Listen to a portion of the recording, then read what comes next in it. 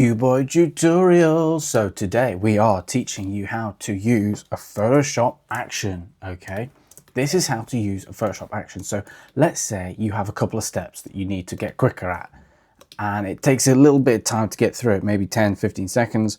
So for example, for this thing that I do called dust and scratches, to get rid of this, I could either use the spot healing brush tool and go 1, 2, 3, 4, 5, 6, 7, try and get rid of all of these things, or I get an action going and get it a bit quicker. So I'm going to use dust and scratches. So these are the steps that I do. I go duplicate layer, I go dust and scratches, I zoom into how much I need.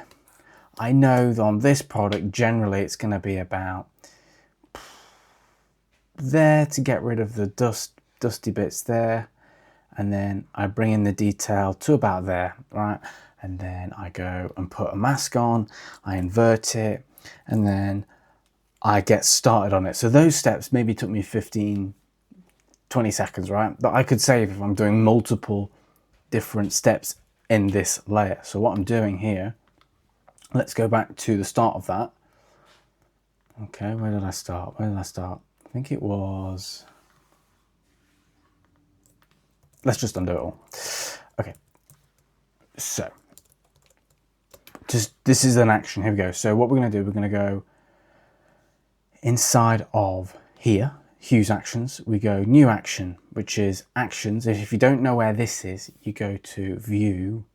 No, you don't. You go and find them here, window, and they're all in here. So actions already selected.